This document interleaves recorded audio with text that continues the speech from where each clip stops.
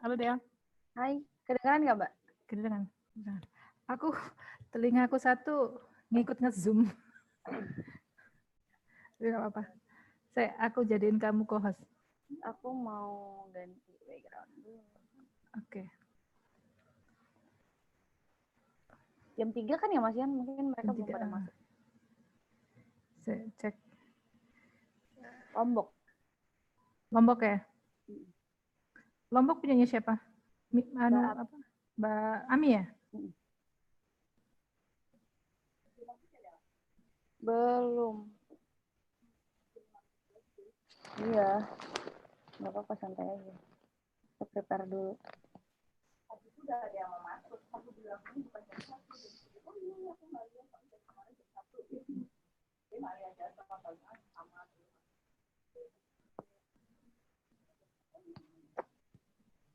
Oke. Kenapa sih kok kayak gini kan? Kerudung aku nggak jelas. Nice. Forever yang enggak, udah toh?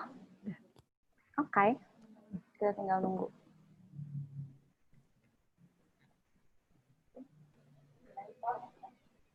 Pak Iwan. Hah? Ada Pak Iwan? Mama.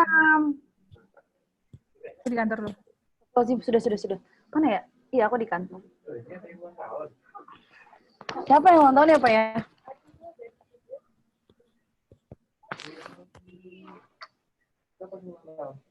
Siapa ya, Pak ya? Hari ini Minahasa cuma 2 orang. Yang apa? Ikut kelasnya Mbak Resi. Mbak Resi apa Mbak Rensi? Rensi.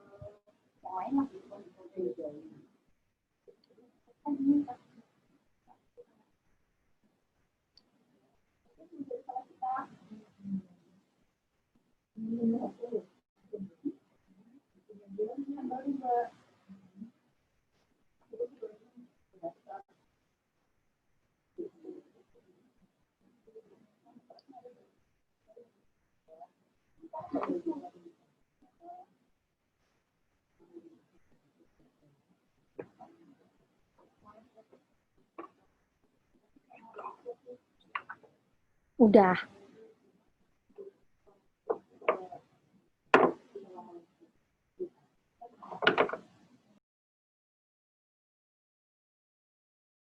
Belum ada yang masuk. Belum nih Mbak, belum ada.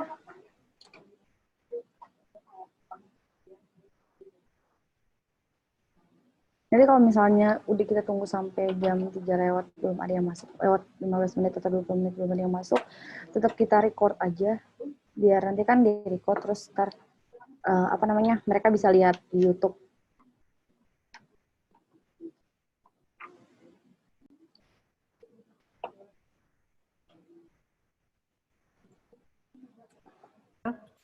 Maksudnya tetap kelasnya tetap jalan?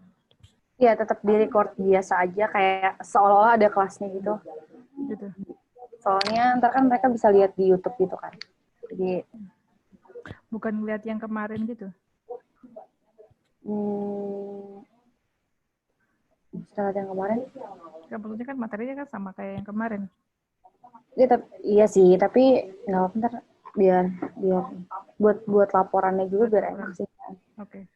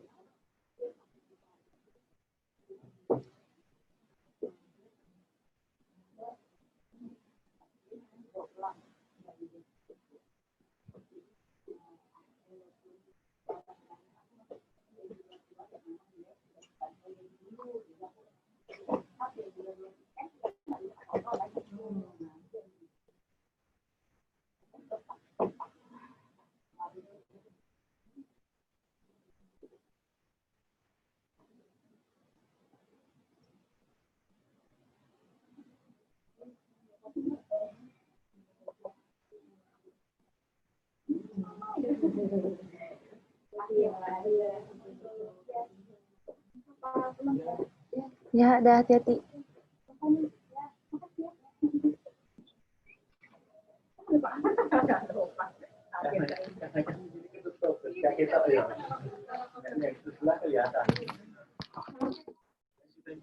Tolong makan pizzanya.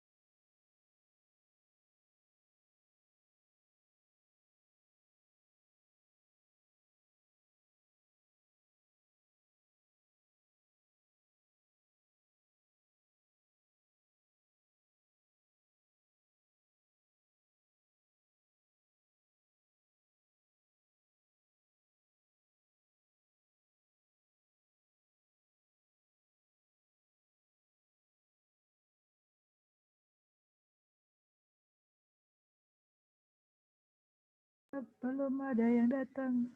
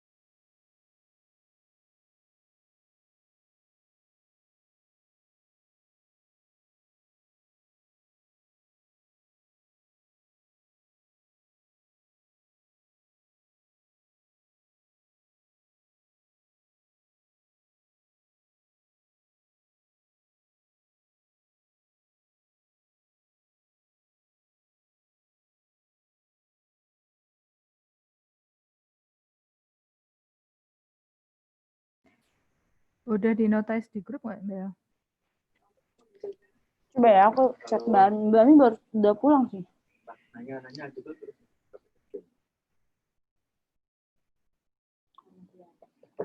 Yang agak aktif itu yang usahaannya itu coba ada tanpa itu bukan DP kafe itu nanti ya. Kalau Manggarai itu yang punya kopi itu kok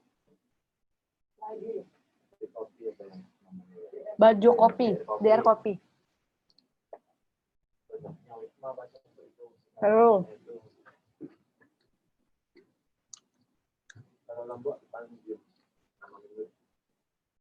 Ini aku Lombok. Jadi kan minus tadi. Aku takut itu sekali gelas nggak ada yang masuk. Aku juga minut. Sekali gelas. Tungguin nggak ada orang.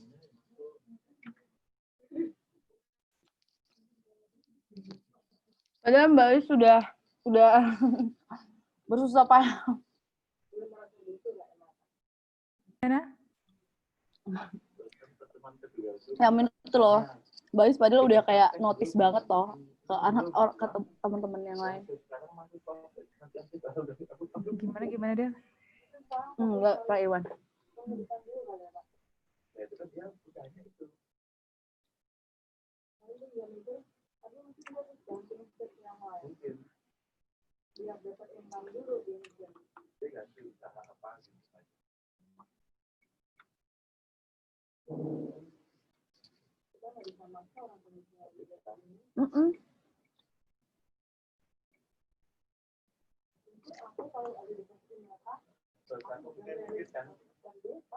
Walaupun kita nanti penjualan di sana offline, kayaknya juga sama-sama ya.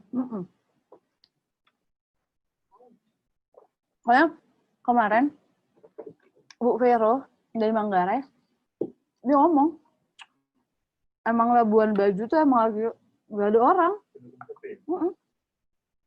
Ada yang kunjung ya.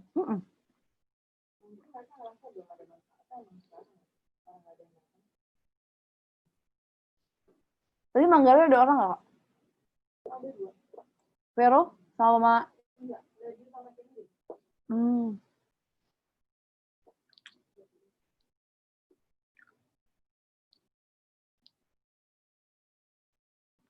Tapi kalau yang menjadi sukarela, itu bukan memakai makan itu. Kayak kemarin aku butuh itu apa? karena mereka merasa butuh, Pak. Banyaknya banyak.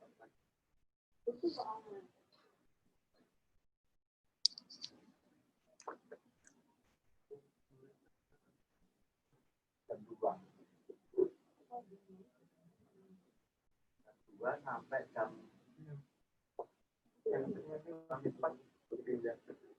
Mama. Kalau orang yang nggak butuh jenuh, Pak. Padahal kulit materinya.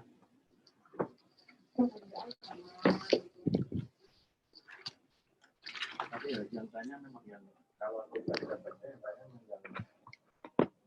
suka sama temanya.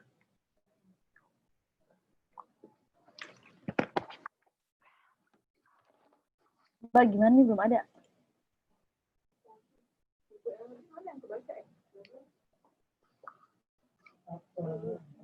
Aku belum baca. Ada buku ini ya.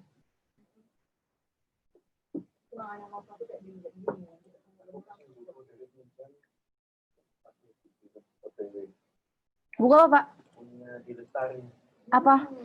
Dia bikin buku non-fiksi tentang UKM. Oh, non-fiksi. Aku nggak pernah baca buku ada sih, tapi kalau bukunya non-fiksi, pasti aku self-love. Atau yang grow self, gitu-gitu yang kayak, kalau Kebiasaan orang efektif. kalau yang kayak gitu-gitu kayaknya aku belum deh, Pak. Principle of the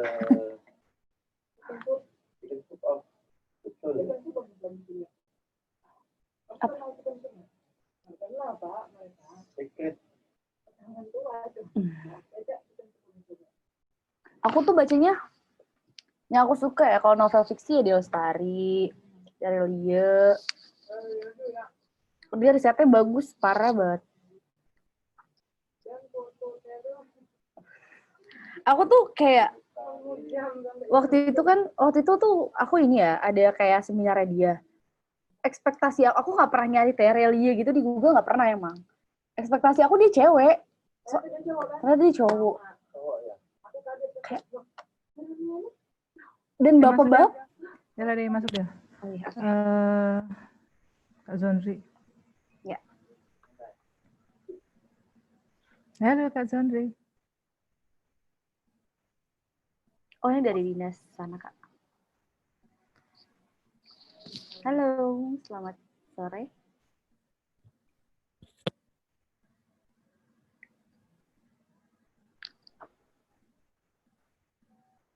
Ya, selamat datang Kak Zohri. Perkenalkan saya Faradela. Saya bersama dengan Mbak Ais. Mbak, boleh dihidupkan dulu? Oh ya. Dulu yang saya masuk ini ya. Iya. Dulu Ya. saya teman-teman dulu ini. Yes, Boleh, betul. boleh. Kita tunggu Kak.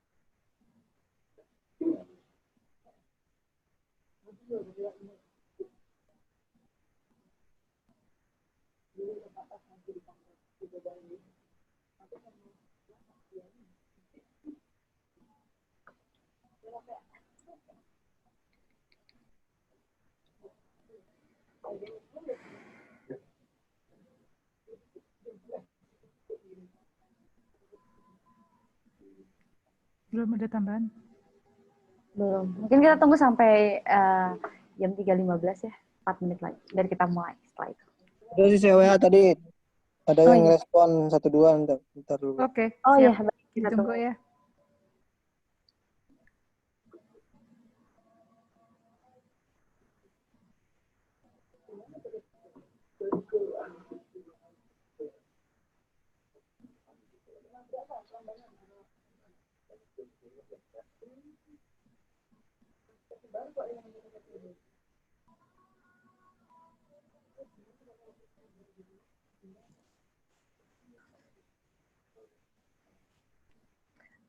Aku ke kamar mandi sebentar dulu. Boleh, boleh.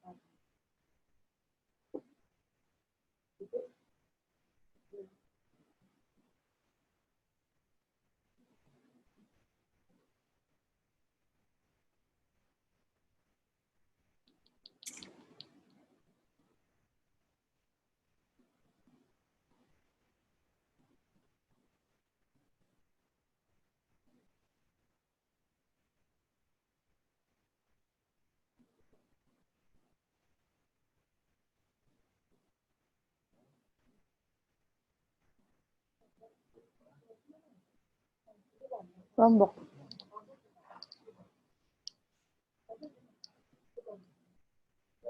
Di itu, kayaknya digantian Balisa deh.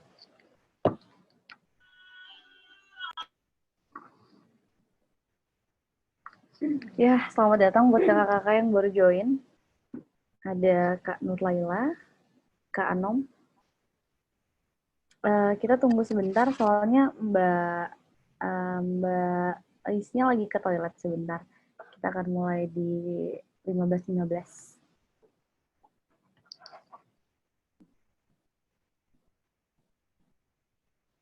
Halo Mas Anom, Kak Anom.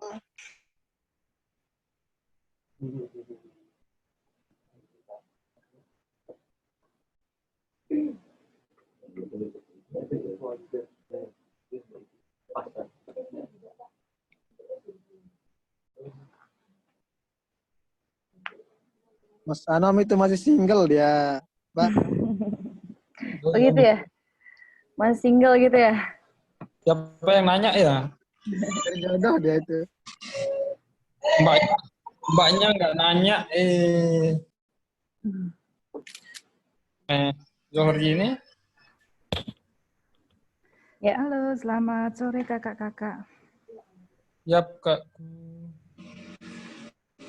Ya, selamat sore semuanya. Untuk kali ini kita akan membahas tentang teknik penulisan ya Mbak Ais ya. Kita akan belajar bareng-bareng tentang teknik penulisan. Nanti mungkin outputnya kita bisa menulis caption dan lain-lain yang lebih efektif ya Mbak Ais ya. Ya. Di sini ada 4 orang, lumayan lah ya. Ya. Pesan buat nembak cewek itu Mas Anom. Belajar menulis. Ya, yang pada intinya kita belajar menulis bersama supaya bisa produk atau jasa yang kita tawarkan itu bisa lebih menarik. Tentunya kayak gitu ya Mbak Ais ya. Ya. Oke, mungkin langsung aja dimulai materinya. Boleh aku share screen ya. Baik, terima kasih Dela. Selamat siang, selamat sore atau siang ya? Sore ya? Sore. Ini di Jogja tadi hampir mendung, terus kok nggak jadi lagi hujan. Oke. Sudah hujan? Udah hujan? Iya, sudah hujan. Oke, Di teman-teman. sini alhamdulillah nggak hujan ya Kak? Oke. Hari ini kita belajar tentang menulis. Jadi kalau kita memang sudah berniat untuk membuat usaha kita di dunia internet, kita memang perlu salah satunya belajar tentang membuat tulisan-tulisan yang bisa dalam bentuk caption ataupun artikel gitu. Nah, ini penting sekali. Dari tulisan itu orang bisa lebih tertarik atau tidak tertarik akan membeli dengan produk kita atau akan datang ke tempat lokasi kita, misalnya ada wisata seperti itu. Oke, saya share ini ya, saya share materinya. Oke. Kita akan mulai. Hari ini kita belajar bagaimana, kok hilang teknik. What? Sorry. Saya salah. Nah. Loh. Kepencet mungkin, Mbak Is. Kepencet. Sebentar. Nah, oke. Oke. Kita belajar teknik menulis yang efektif, gitu kan. Efektif atau tidak itu nanti kita coba mengemasnya ya. Hari ini kita coba untuk bagaimana membuat tulisan yang akan kita pasang di caption media sosial kita atau membuat artikel yang bisa kita pasang di website. Oke, hari ini nanti ada 3 poin yang ingin saya sampaikan, yaitu membuat konten media marketing. Nanti di situ saya hanya menjelaskan tentang macam-macam konten media dan juga strategi atau formula yang di dalam dunia komunikasi itu atau marketing ada istilah AIDA. Nanti apa itu AIDA saya nanti akan cukup menjelaskan. Kemudian copywriting-nya sendiri sebagai konten media biasanya orang kalau untuk menulis itu perlu hal-hal yang ide-ide yang dikeluarkan ya. Nanti kita bagaimana caranya memilih tema, lalu bagaimana waktu-waktu kapan kita bisa mempostingnya di media sosial, dan apa sih yang dibutuhkan, nanti seperti itu. Kemudian teknik penulisan yang efektif atau tips kecil, atau lebih ke bagaimana sih tulisan yang bagus. Nah, nanti kita belajar tentang itu. Oke, sebelum saya melanjutkan materi, mungkin saya mau tanya dong ke Kak Zohri atau Kak Nurlaila yang ada di sini. Biasanya kalau mau posting, kira-kira yang dipersiapkan apa ya? Kalau mau posting foto di media sosial itu tulisannya itu apa ya? Boleh dong Kak share Kak? Saya share dulu. Kita sedikit sambil ngobrol. Kalau saya nggak persiapin apa-apa, malah saya Persiapan apa-apa. Biasanya kalau lebih diisi dengan apa? kalau posting foto itu misalnya saya memang tertarik sekali untuk belajar caption ini karena saya memang terbatasan dalam buat caption. Kadang-kadang apa sih captionnya supaya menarik itu. Oke. Kadang haruskah lebay sedikit atau gimana? Haruskah lebay? Iya betul, haruskah lebay dengan membuat caption seperti membuat puisi-puisi yang alay gitu ya? Atau gimana tuh Kak Eka Kalau atau Kak Anom? Silahkan.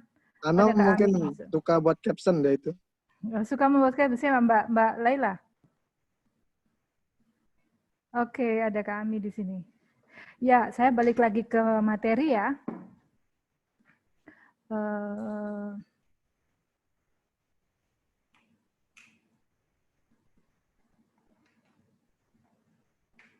Oke.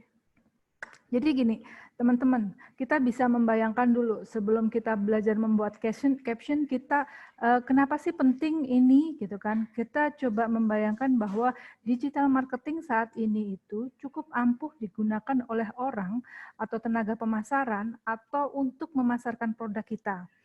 Jadi untuk menjual produk sekarang orang karena COVID ini apalagi semuanya mengarah ke digital marketing.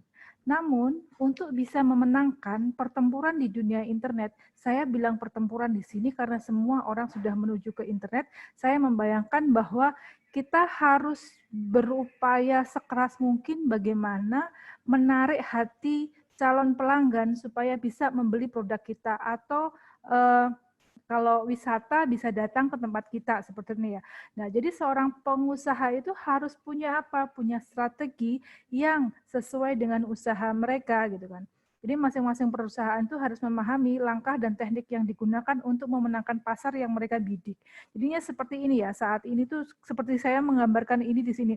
Semua orang berjualan, berdagang gitu, perdagangan bebas sudah, perdagangan di dunia itu sudah begitu bebasnya sehingga semua orang bisa posting, bisa merayu orang gitu kan. Lalu kita tuh kayak kecil gitu ya. Jadi kalau kita tidak punya strategi, ya kita akan tidak bisa memenangkan pasar gitu kan. Kita ibaratnya kayak perang gitu kan. Kalau perang kita mau keluar tanpa kita menyiapkan strategi-strategi yang cukup untuk memenangkan peperangan seperti itu, nah akan bisa wasting time, wasting money gitu kan, membuang-buang waktu, membuang-buang tenaga, membuang-buang dana. Nah, bisa jadi seperti itu. Sehingga apalagi ketika kita bermain di konten media, salah satu tulisan itulah salah satu hal yang sangat penting untuk merayu, istilahnya merayu pelanggan seperti itu. Oke, saya lanjutkan. Nah, sebelumnya nih saya mau menjelaskan di sini ada beberapa macam media yang biasanya dipakai untuk berjualan ya. Di internet itu kita juga harus tahu ya memilih media yang mana yang kita pakai. Kan ada macam-macam nih, ada website gitu kan. Untuk orang bisa ditemukan oleh pelanggan di dunia internet itu ada website, ada SEM, ada teknik SEO, ada juga media marketing seperti FB, IG seperti itu ya. Juga ada sistem yang online atau dengan menggunakan YouTube.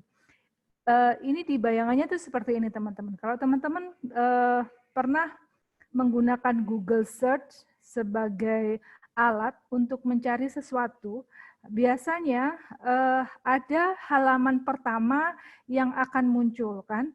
Halaman pertama, kedua, ketiga gitu kan. Nah, ada hierarkinya di situ. Ada urut-urutannya siapa yang akan ditampilkan oleh Google di halaman pertama. Pasti yang pertama itu yang iklan atau yang bayar gitu ya. Kalau yang bayar itu macam-macam pakai SEM. Nah, seperti ini. Dia membayar iklan di Google seperti itu sehingga dia oleh Google ditampilkan di paling atas. Ada juga yang menggunakan GMB. GMB biasanya itu akan muncul ketika kita berada di dekat area orang yang sedang mencari. Jadi misalnya kalau kita cari apa ya istilahnya pom bensin gitu kan. Nah, pom bensin yang akan muncul itu area yang ada di dekat saya saat itu gitu seperti itu. Kemudian ada juga yang akan muncul itu adalah orang-orang yang memposting baik artikel atau sesuatu itu yang terbaru. Jadi kadang-kadang kita tidak akan menemukan sesuatu itu yang lama di halaman pertama. Jadi kalau misalnya kita posting tahun 2017 misalnya seperti itu, kita nggak bisa tahu itu tidak akan muncul di halaman pertama karena mungkin itu sudah lama ya. Yang akan muncul itu ini. Nah itu hierarkinya. Jadi bagaimana sih postingan kita itu bisa tampak atau tampil di pertama, di halaman pertama pencarian Google. Nah, ini fungsinya karena alat-alat ini dipakai semua oleh orang-orang di perusahaan yang dia menjual produknya di dunia maya. Kita lanjutkan. Nah, apa saja sih macam-macam media marketing yang perlu disiapkan ketika kita sudah memilih media marketing yang tepat? Misalnya Google, kemarin teman-teman kan udah belajar ya tentang GMB, tentang Facebook, lalu Instagram, dan ada tips-tipsnya yang disampaikan oleh teman-teman instruktur bahwa bagaimana sih kita bisa menarik orang, bagaimana sih membuat foto yang bagus. Nah, ini salah satu gambar, salah satunya adalah tulisan, gitu kan? Ada video. Kemarin juga sudah belajar tentang video ya. Nah, sekarang kita belajar tentang tulisan. Jadi 3 hal yang di sini itu yang benar-benar harus kita kelola untuk kita bisa memposting foto kita atau produk kita seperti itu. Oke. Nah, sekarang saya akan sedikit bercerita tentang bagaimana sih awalnya orang, gitu kan, di dalam dunia ini saja langsung. Jadi di dunia marketing atau di dunia komunikasi ya lebih ke sana itu kalau kita menawarkan sesuatu itu belum tentu orang tertarik dan langsung mau membeli. Kalau kita atau pelanggannya itu tidak tahu sebelumnya gitu kan. Sebentar. Saya sedikit ada distract di sini. Oke, saya seperti itu. Jadi tes. Dila, suara saya masuk? Oke. Masuk. Saya sedikit ada suara yang aneh di telinga. Seperti ini. Jadi awalnya setiap kita membuat sesuatu ya produk ya. Awal kita misalnya kalau kita punya produk yang baru misalnya. Orang kan belum kenal nih produk baru kita. Nah, bagaimana sih caranya orang bisa membeli produk kita? Itu tidak bisa kita dengan serta-merta langsung posting, oh saya punya ini, harganya segini, silahkan membeli di sini. Kadang-kadang orang tidak akan contohnya seperti ini aja. Contohnya seperti ini di dalam grup WA grup misalnya. Sering ya ada postingan teman-teman yang sedang berjualan seperti itu dengan menggunakan bahasa yang langsung bahwa oh ini donat harganya segini gitu kan dibeli ini gitu kan. Siapa yang mau gitu kan. Saya jualan ini. Kalimat-kalimat seperti itu kadang-kadang kalau ada orang-orang yang tertarik dengan fotonya, iya. Tetapi kadang-kadang itu cuma di-scroll orang saja ya, tidak diperhatikan ya. Sehingga padahal untuk membuat orang bisa mau membeli itu, kita harus menggiringnya dulu sebelumnya. Nah, di dunia marketing itu ada step-stepnya. Pertama, kita menarik perhatian orang untuk melihat kita atau mengenal minimal produk kita, minimal brand kita diketahui. Nah, di sini ketika untuk membuat orang mengenal apa yang kita tawarkan ini, kita bisa melakukan dengan membuat promo-promo di sosial media atau di Google seperti itu. Kemudian kedua, membuatnya menjadi tertarik. Orang mulai tertarik mengunjungi website dan menghubungi penjualnya gitu kan. Nah, lalu step ketiga, bagaimana caranya kita bisa membuat orang itu ingin, desire, ingin gitu kan. Dari tertarik menjadi ingin membeli. Nah, ini ada bahasa-bahasa sendiri yang bisa kita sampaikan sebelum kita membuat pembeli, calon pembeli itu benar-benar membeli produk kita. Jadi kalau misalnya kita lihat di bahasa advertising kayak gitu ya, atau iklan seperti itu di televisi, awal-awal kan orang kan tidak menjual serta-merta seperti itu ya. Orang membangun dulu image-nya, membangun dulu keinginan tahuan orang tentang produk kita gitu kan. Membangun dulu apa sih manfaatnya dari produk kita seperti itu. Baru kita mengarah ke penjualan. Misalnya sama seperti ini. Kemarin apa sih yang mau diisi di tempat wisata? Nah, sebelum orang tahu dan ingin banget datang ke tempat wisata, pasti kita memberikan informasi dulu. Di sana tuh ada apa? Orang tuh yang akan ke sana tuh akan mendapatkan apa sih misalnya? Pengalaman apa yang bisa diterima orang atau yang didapatkan orang ketika sudah sampai di sana? Nah, hal-hal seperti itu diinformasikan dulu sehingga orang tuh yakin gitu kan. Begitu perhatian awalnya, kemudian tertarik, lalu ingin, dan kemudian action untuk datang ke lokasi tersebut. Nah, ini adalah prosesnya. Orang tuh nggak bisa dengan serta-merta langsung membeli. Seperti itu. Jadi, oleh karena itu, dalam tahapan dalam menjual produk kita atau jasa kita, ada tahapan-tahapan di mana kita harus menarik perhatian calon pembeli itu hingga mereka akhirnya membuat keputusan untuk membeli. Teman-teman kalau misalnya ada pertanyaan, nanti langsung bertanya aja ya. Oke, saya lanjutkan. Nah, yang kedua, jadi ketika kita sudah tahu, oh berarti itu kan kita harus istilahnya pendekatan dulu ya gitu kan. Seperti misalnya kalau orang mau melamar anak gadis orang kan kayak gitu nggak langsung merta-merta aku mau kawin ya sama kamu, saya mau lamar anak kamu, nah seperti itu. Jadi dia harus melalui pendekatan dulu dong gitu kan dari ini. Nah, hal seperti itu. Begitu juga ketika kita berjualan jasa atau produk kita.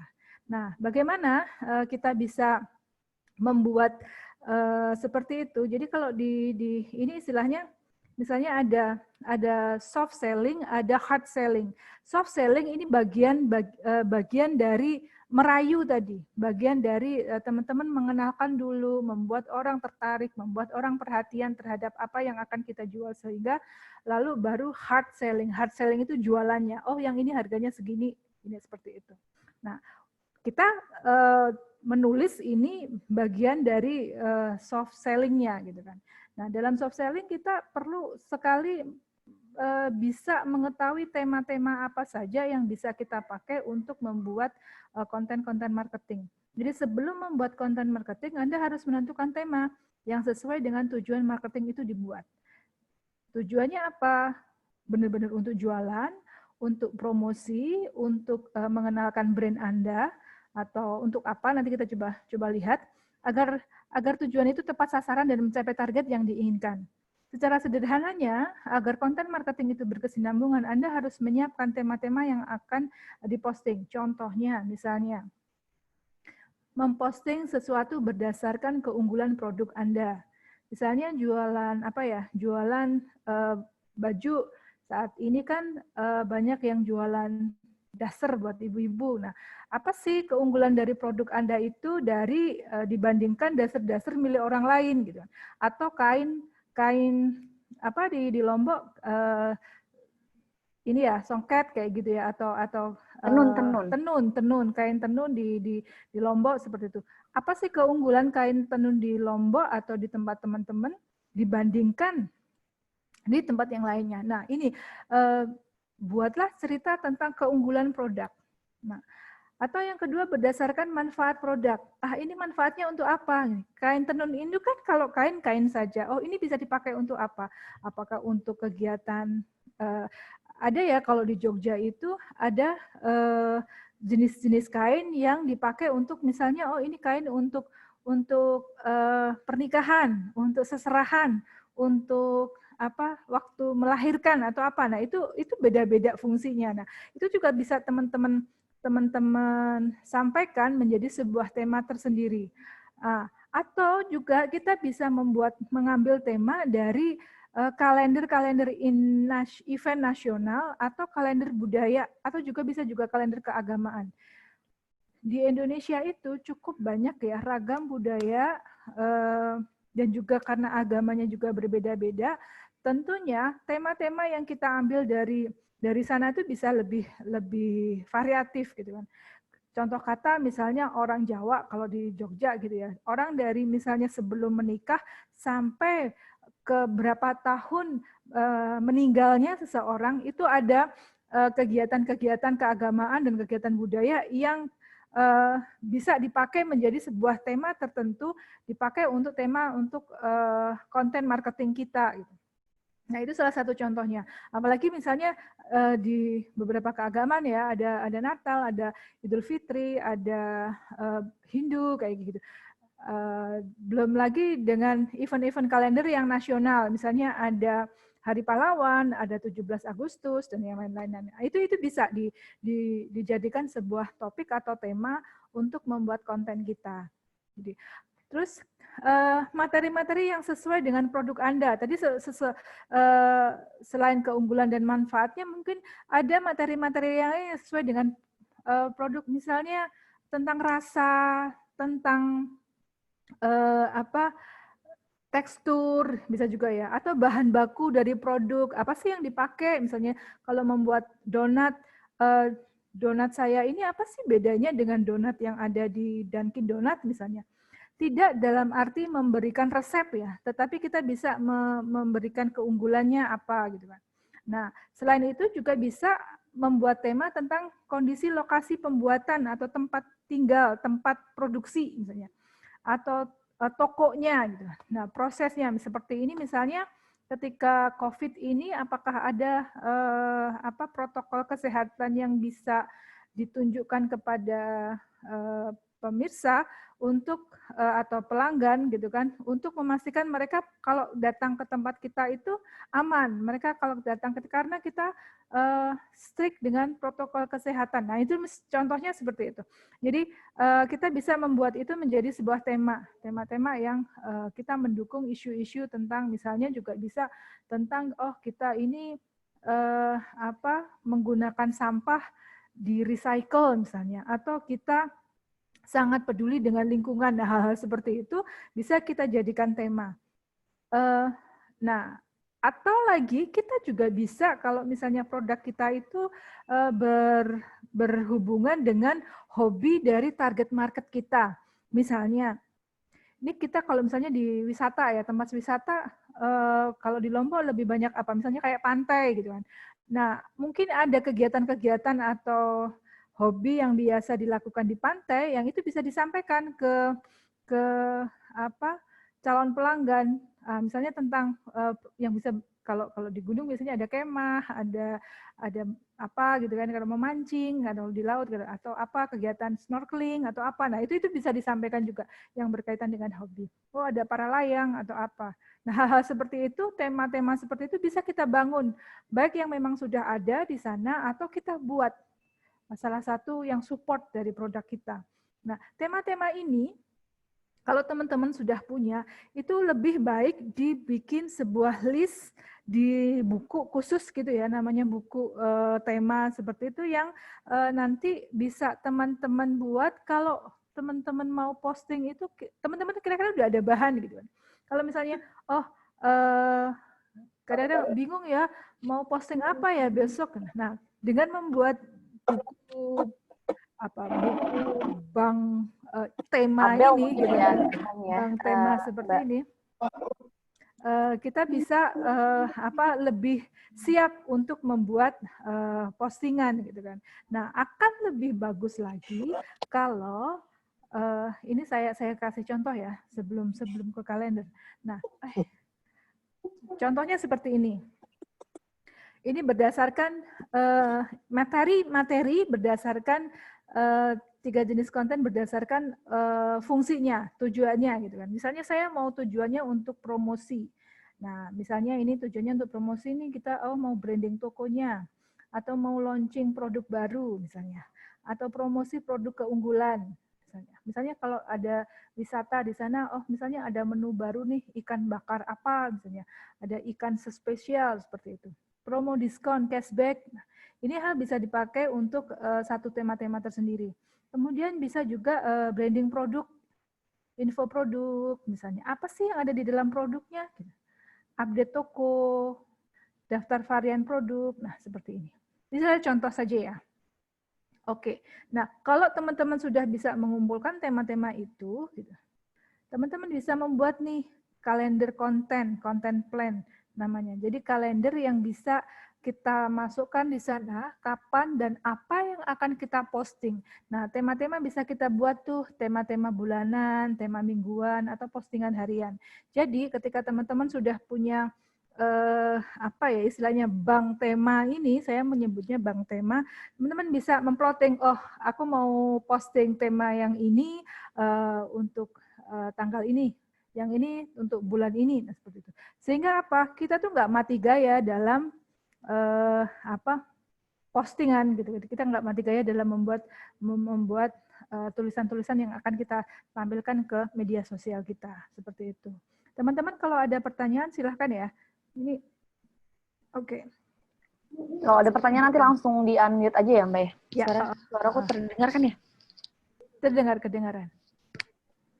Oke. Nah, mungkin sampai di sini ada pertanyaan sebelum saya melanjutkan. Tentang terkait dengan pembahasan yang tadi, mungkin kakak-kakak kalau ada yang mau nanya. Ini terkait langsung saja ya, akhirnya ini biar saya tidak lupa nanti. Siap kan? Terkait tema bulanan, tema mingguan, harian ini, contohnya seperti apa? Misalkan kami memiliki produk makanan misalnya. Kami jujur saja memiliki tortilla ikan namanya, kombinasi antara jagung dan ikan. Itu yang cocok menurut Mbak sebagai narasi caption kami di media sosial, mingguan, harian, sampai bulanan ini seperti apa? Oke. Itu aja. Makasih. Tortilla itu ikan apa, Mas? Ikan laut? Ikan laut ya, ikan laut dengan jagung. Jagung. Oke. Misalnya seperti ini. Tema bulanan artinya secara garis besar saya mau berbicara tentang ikan misalnya. Tadi ikan apa Kak? Namanya Kak? Ya. Ikan apa namanya Kak? Ikan tongkol lah. Tongkol. Ikan tongkol. Oke. Tongkol lah. Jadi misalnya bulan September katakanlah, saya mau mengeksplorasi tentang ikan yang ada di daerah saya, misalnya seperti itu ya. Nah, kita sebut satu ikan tadi apa namanya tongkola apa? Gini Mbak. Ini bahan makanannya, maksudnya bahan bakunya dari tongkol dan jagung. Ya, betul. Bentuk produknya keripik dia, tortilla ikan. Ya. Tortilla ikan. Jadi ya. Oke. Berarti memang kita bisa membuat berbagai macam varian ya. Misalnya seperti ini. Saya contohkan seperti ini. Misalnya bulan September atau bulan Oktober kita akan berbicara tentang ikannya dulu karena bahan keripiknya itu adalah ikan. Kita breakdown nih dari ikannya ini yang bisa kita ceritakan itu apa misalnya dalam satu tema mingguan bercerita tentang bagaimana orang atau nelayan menangkap ikannya atau mungkin ada kayak peternakan kayak gitu atau ada perikanannya gitu pembudidayaannya misalnya atau bagaimana dia hidupnya di minggu kedua gitu kan. Kemudian bisa juga berbicara tentang gizinya ikan ini tuh apa, seperti itu. Nah, atau kalau misalnya nggak ini terlalu jauh, bisa misalnya langsung mingguan. Minggu pertama tentang ikan ini. Terus hari Senin saya berbicara tentang gizi ikan.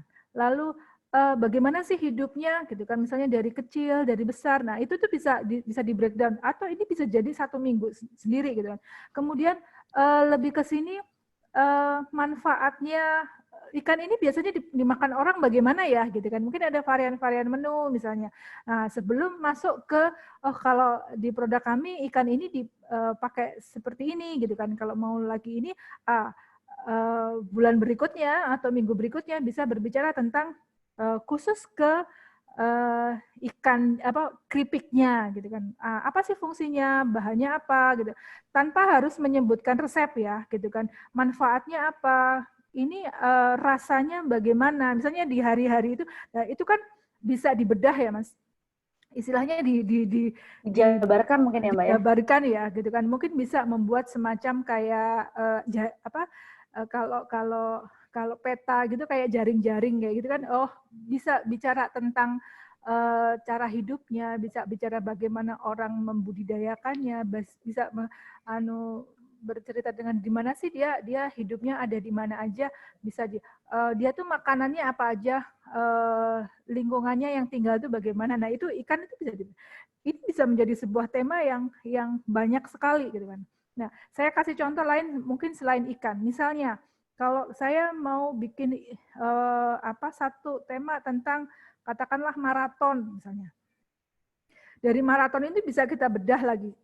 Maraton itu dari sisi apanya yang kita misalnya, oh kapan sih waktu orang yang bagus ikut maraton misalnya, lalu bisa bicara tentang pakaiannya, pakaian orang maraton itu yang nyaman bagaimana gitu.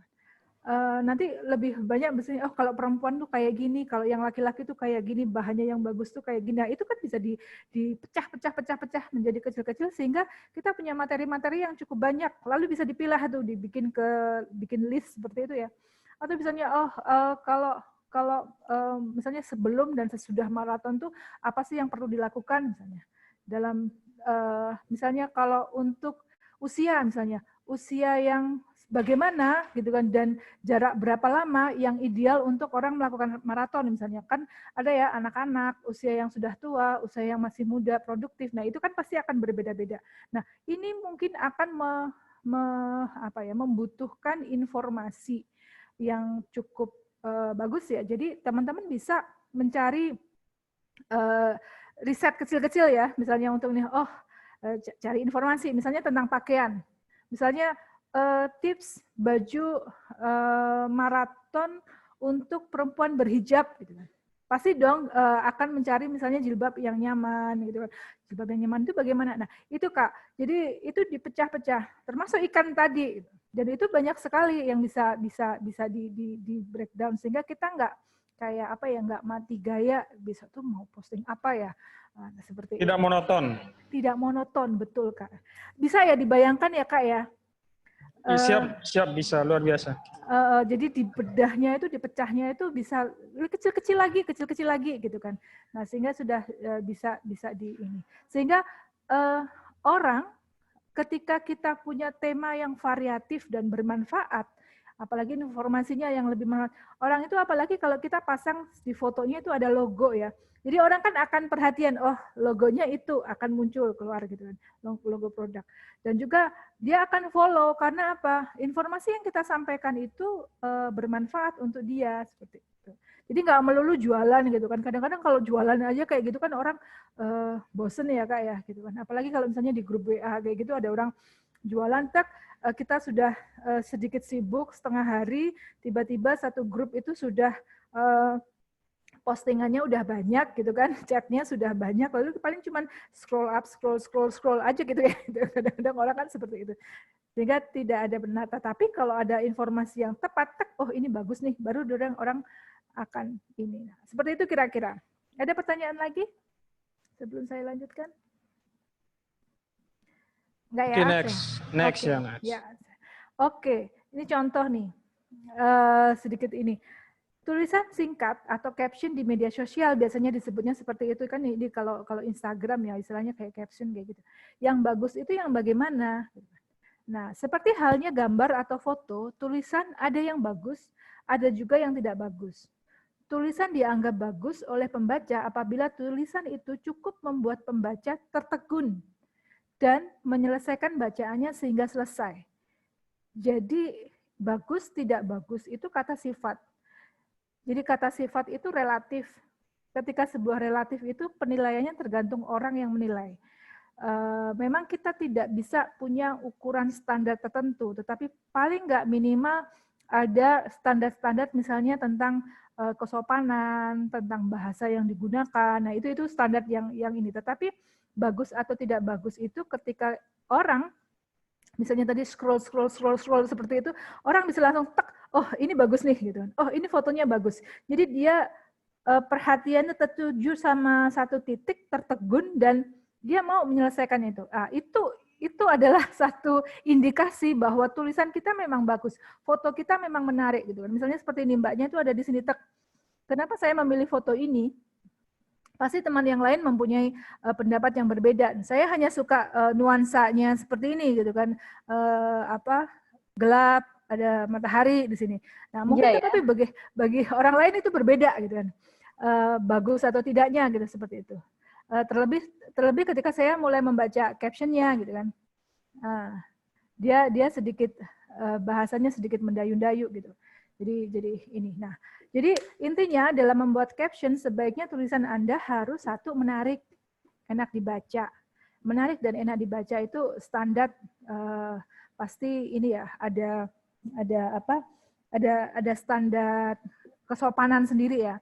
Lalu menimbulkan hasrat pembaca untuk menggali lebih jauh tentang isi tulisannya. Jadi jadi kalau orang melihat seperti ini tuh tertarik gitu. Oh dari kalimat pertama aja, apa ya, ini selanjutnya mbaknya ini menulis apa ya, gitu kan, seperti itu. Tidak tiba-tiba langsung misalnya menawarkan dagangan, gitu, orang langsung apa sih kayak gitu, seperti itu. Kemudian memiliki tujuan, harus ada tujuan. Tujuannya ini apa? Memang berbeda. Tujuan hanya untuk mengenalkan brand.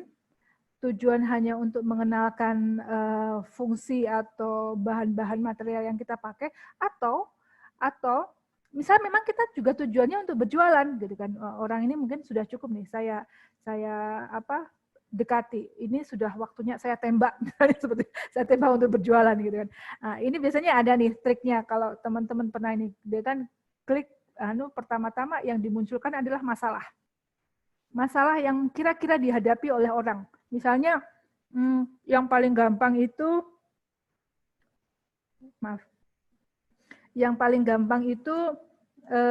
kosmetik ya. Misalnya kalau orang berjualan kosmetik itu kan awal-awal kan tidak langsung berjualan dengan harga yang ini. Misalnya,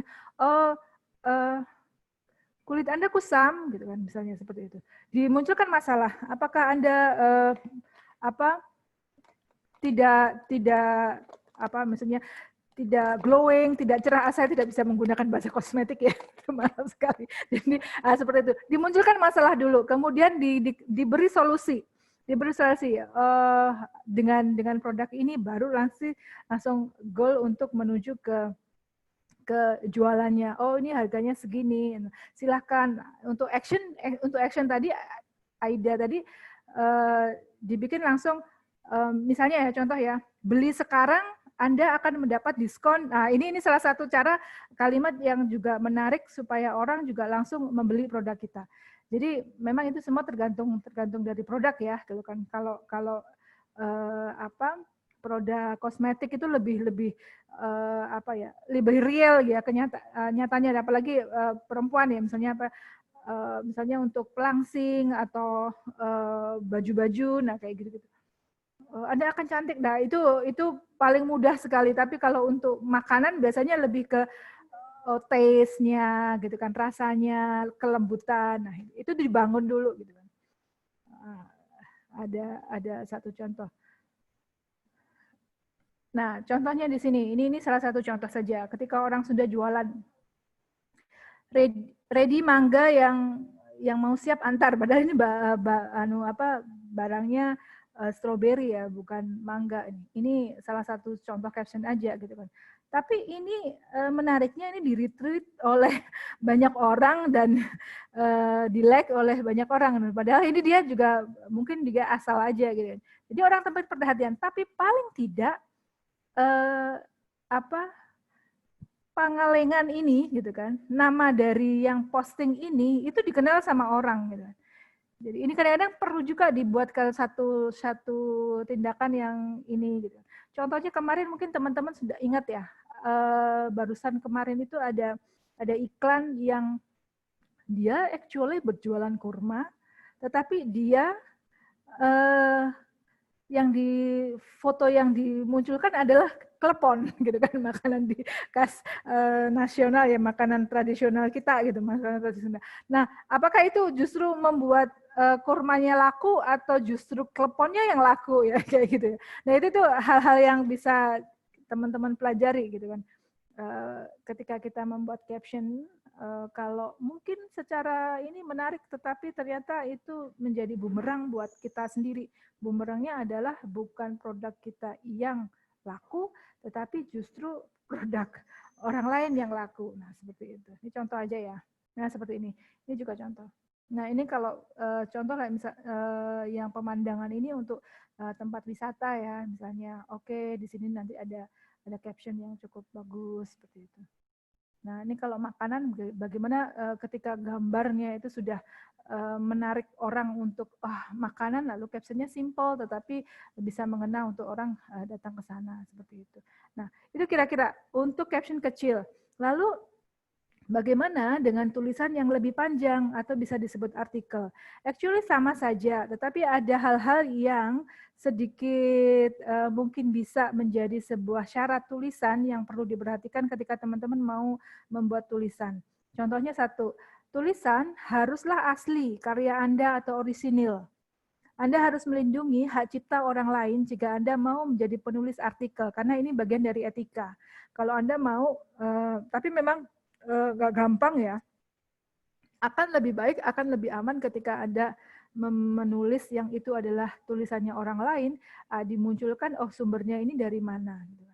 Nah, itu lebih aman gitu kan, karena saat ini Google bisa mendeteksi tulisan ini apakah tulisan asli buatan kita, apa sudah pernah ada yang memposting itu sudah bisa. Google sudah semacam, karena dulu waktu zaman blogger dulu itu banyak sekali ya orang copy paste tulisannya orang lain, nah, seperti itu, dan itu etikanya tidak bagus. Kemudian yang kedua, ciptakan headline atau judul yang kuat, judul yang cukup menarik. Judul memiliki peran yang cukup besar dari sebuah artikel. Kekuatan dari judul itu menentukan apakah orang akan membaca artikel kita atau tidak. Namun, jangan asal membuat artikel dan membuat kontroversial, karena ini akan menjadi bumerang bagi artikel kita sendiri. Nah, pasti teman-teman sering ya, kalau misalnya cek Google gitu kan, ada judul-judul yang ternyata gitu kan, ditemukan apa gitu kan, kalimat-kalimat yang membuat orang penasaran gitu kan. Pertama, kata-kata yang membuat orang penasaran, dan itu silakan saja membuat judul yang sangat menarik, tapi dengan catatan bahwa isi dari artikel itu tidak menipu ya. Kadang-kadang kan ada ya, kemarin tuh contohnya misalnya waktu mantan istrinya Sule yang meninggal itu, banyak sekali berita-berita yang itu hanya untuk clickbait aja ya, untuk ini aja, untuk orang mencari uang di situ, karena beritanya sesungguhnya sama aja, tetapi dia hanya membuat judul-judul yang ini. Nah, ini nanti tergantung tujuan kan. Kadang-kadang ada orang yang membuat seperti itu, tetapi ketika itu adalah website Anda, usahakan itu benar-benar sesuai dengan kenyataannya gitu ya. Yang ketiga, artikel yang menarik adalah yang bisa memenuhi atau menjawab keingintahuan orang terhadap sesuatu. Misalnya tentang Danau Toba. Apa aja sih yang ada di sana? Kenapa sih saya harus pergi ke Danau Toba? Katanya sih Danau Toba seperti itu, tetapi sesungguhnya realnya itu bagaimana sih? Ada orang-orang juga yang tertarik dengan sebuah misteri atau filosofi yang ada di sana, misalnya. Kalau di Jogja tuh ada ya, misalnya cerita-cerita yang menarik kayak gitu kan. Kalau di sini kalau nggak boleh begini gitu kan. Kalau dengan orang tua seperti ini, nah pasti ada cerita-cerita yang menarik yang bisa digali, dijadikan sebuah topik yang menarik gitu kan. Karena orang bisa tertarik seperti itu. Lalu yang keempat, memberikan data dan informasi yang benar. Ya, ada baiknya sebelum membuat artikel itu atau tulisan, Anda bisa membuat riset kecil dulu agar informasi yang Anda berikan itu akurat dan tidak salah, apalagi menyesatkan. Nah, ini hati-hati sekali gitu kan. Kalau memang artikel kita ini memuat sebuah realita atau data dan memerlukan data, akan lebih baik kalau kita membuat satu yang bukan penelitian ya, tetapi mencari informasi ya, gitu kan. Mencari informasi. Misalnya kalau saya mau bicara Borobudur itu dari tempat saya jaraknya sekian kilometer misalnya. Kan saya nggak boleh asal ngomong dari tempat saya itu 200 kilometer padahal cuma berapa belas kilometer, nah seperti itu. Jadi kan nggak real gitu kan. Atau misalnya di Borobudur itu ada candi yang apa gitu. Nah, tapi itu harus kalau memang kita mau menuliskan seperti itu dan itu diperlukan harus dilakukan. Termasuk misalnya kita membuat cerita-cerita yang fiksi ya, meskipun seperti itu kita pun juga harus real kenyataan gitu. Misalnya kita mau berbicara tentang bagaimana pembudidayaan ikan. Nah, kita benar-benar, ikannya itu hidup di mana, gitu kan? Ketika di laut itu bagaimana? Nah, seperti itu. Perlu riset kecil-kecil, gitu. Apakah itu benar informasi di buku atau di perpustakaan teman-teman bisa lihat, dari Google juga mungkin bisa lihat, atau dari orang-orang sekitar atau orang-orang yang punya ilmu tentang itu bisa ditanya seperti itu. Oke, yang kelima, konten yang menarik selain enak untuk dibaca oleh pembacanya sendiri, juga bisa membuat pembacanya itu membagikan konten itu kepada orang lain. Sehingga orang lain juga turut menikmati tulisan tersebut. Ini yang akan membuat konten menjadi viral dan atau tidak. Jadi saya melihat seperti YouTube-nya Pak siapa yang ngomongnya Inggris itu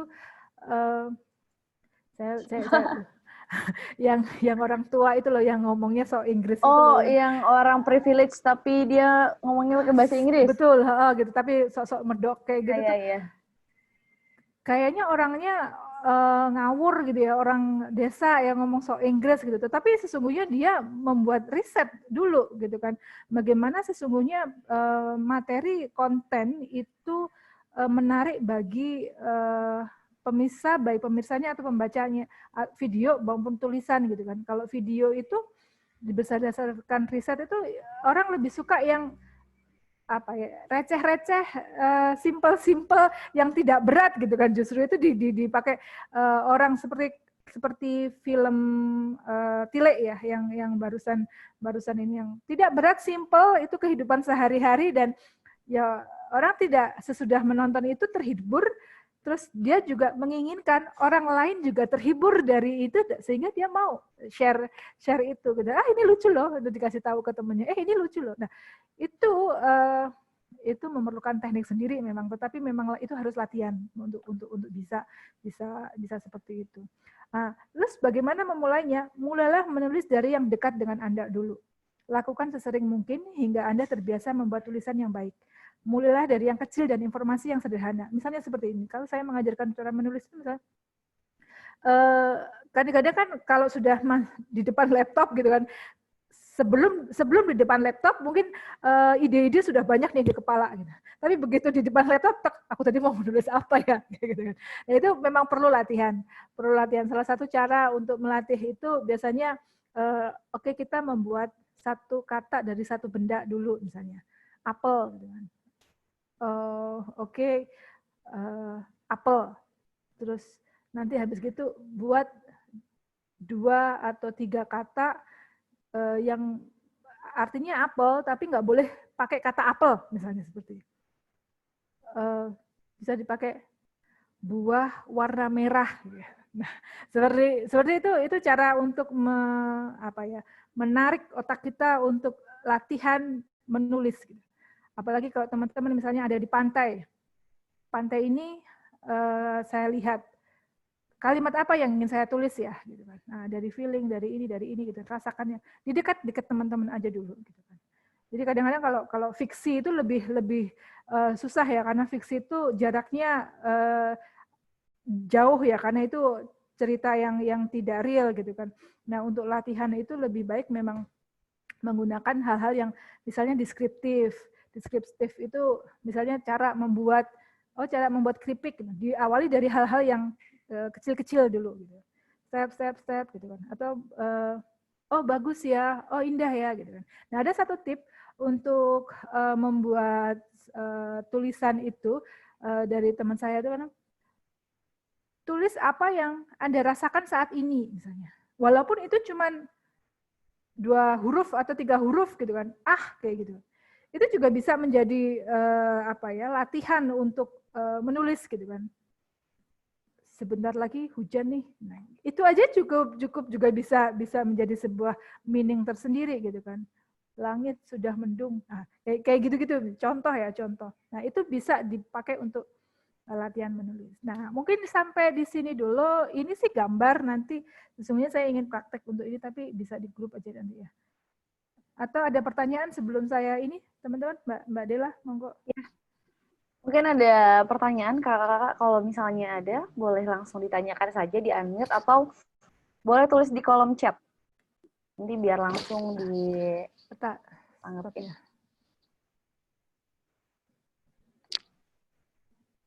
Tapi Mbak Ais, yang pertama yang pertama kali harus kita lakukan ketika kita belajar ingin menulis itu bukan hanya ingin menulis ya, ingin bisa menulis yang efektif ya, yang mengandung sebuah informasi di dalamnya itu harus latihan ya. Betul. Emang betul. Itu yang paling penting ya Mbak ya. Betul. Dan penulis-penulis hebat itu enggak dalam satu hari dia ingin terus besok menjadi hebat, kan tidak.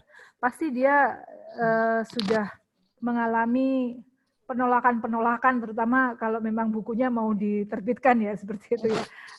Kalau memang untuk media sosial kan memang tidak ada screening dari penerbit ya. Cuman screening dari netizen itu juga itu cukup menyakitkan ya. Ya, cukup bisa mempengaruhi. Kalau tipikal kita kuat dan menganggapnya itu netizen ini, kita akan terus tetap menulis. Tapi kalau tipikal orang yang kita nggak kuat gitu ya, terus bisa membuat hati ciut untuk tidak menulis lagi. Tapi memang itu bagian dari. Nah, ketika netizen itu sesungguhnya juga membangun ya supaya kita oke, terus menulis gitu. Oke, salah tinggal minta maaf gitu. Asal salahnya tidak terlalu ini ya, tidak terlalu fatal gitu, menyebut sesuatu yang tidak ini.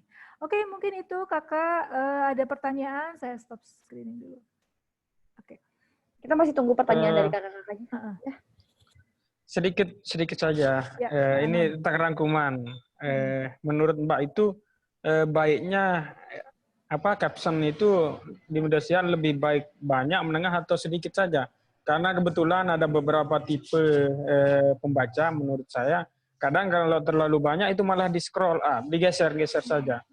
Tapi malah yang singkat-singkat yang suka dibaca sama publik atau pengguna medsos. Jadi efektifnya lebih menurut Mbak yang sudah berpengalaman itu yang jangan terlalu banyak, atau yang banyak, atau malah yang sedikit. Itu saja, sesimpel itu pertanyaan saya. Kalau kakak sukanya yang gimana?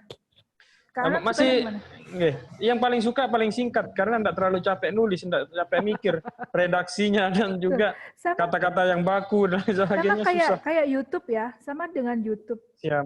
YouTube itu kalau misalnya isinya, misalnya kayak siapa ya, Mbah Minto gitu kan, yang receh-receh sepertinya. Tapi malah itu menimbulkan banyak ini ya gitu kan. Tetapi memang perlu janjinya orang itu lagi suka apa gitu kan, sesuatu yang ini. Jadi nggak asal singkat tetapi tidak menarik gitu kan. Singkat tapi menarik. Kalau misalnya di Instagram, selain di captionnya, mungkin juga bisa ditulis di fotonya, kemudian bisa dibuat fotonya itu beberapa foto sehingga orang bisa di satu postingan ada beberapa foto gitu kan. Jadi orang juga bisa penasaran lagi. Nah, seperti itu bisa dilihat. Tapi memang kalau terlalu panjang pun juga orang, apalagi tulisannya yang kecil ya. Jadi orang tuh kadang-kadang kan males ya membaca gitu sesuatu. Terutama kecuali kalau memang kita membuat fiksi atau tulisan, kan ada ya berupa novel kayak gitu. Itu orang pas arti apa ya, novel yang bagus itu novel yang membuat orang tidak sadar bahwa dia duduk lama di tempatnya itu dan ternyata dia sudah menyelesaikan hampir separuh dari novelnya. Itu artinya ketika novelnya dia terus dia asik aja, itu tuh berarti novelnya tuh bagus tuh. Tapi kalau habis gitu ditaruh kayak gitu, ini mungkin ada something yang bisa juga tidak menarik atau apa gitu kan. Seperti itu. Jadi tergantung Kak ya, kalau yang bagus yang sedang-sedang saja atau simple tetapi informatif, tidak terlalu. Karena kan kalau Instagram atau apa-apa kan tulisannya kecil ya. Di atas ya. Orang juga malas kalau terlalu panjang. Apalagi kalau ada read more kayak gitu kan belum tentu orang juga mau ngeklik ya. Kayaknya males. Terlebih lagi kalau bahasa yang kita pakai gitu kan. Terlalu bulat misalnya. Nah, orang pasti gitu. Seperti itu. Betul. Oke, begitu. Pokoknya yang penting adalah komunikatif ya Mbak ya. Semua ilmunya, semua informasi yang kita sampaikan itu sampai gitu ya. Bagaimana kakak-kakak? Apakah masih ada pertanyaan lagi?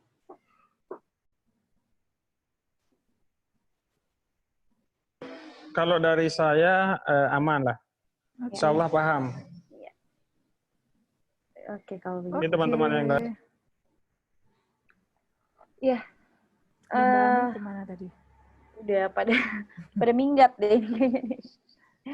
Baik, mungkin saya kalau tidak ada pertanyaan lagi, kelas bisa ditutup dan saya silakan lagi ke Mbak Dela. Silakan Mbak Dela. Ya, terima kasih Mbak Ais. Teman-teman semua, sekian pemaparan materi yang diberikan oleh Mbak Ais tadi tentang teknik penulisan yang gimana sudah banyak sekali ilmu yang diberikan ya, semoga bisa diterapkan, semoga bisa dipelajari. Dan untuk materinya nanti kita bisa upload di website dan bisa nanti kalau misalnya ribet di website boleh minta ke pendampingnya. Dan ini juga videonya akan kita upload ke YouTube. Jadi kalau misalnya nanti mau lupa atau bingung tentang penjelasannya, bisa buka-buka lagi, bisa nonton di YouTube dan bisa buka-buka materinya lagi. Oke, kalau gitu semoga ilmu yang kita berikan bermanfaat ya Mbak Ais ya. Semoga bisa membantu semuanya dan semoga kita tetap harus semangat di era pandemi ini. Ya. Kalau begitu, Assalamualaikum warahmatullahi wabarakatuh. Selamat sore semuanya. Waalaikumsalam warahmatullahi wabarakatuh. Selamat sore juga buat Mbak. Ya. Terima kasih banyak. Sehat-sehat ya. Amin. Oh, dia lah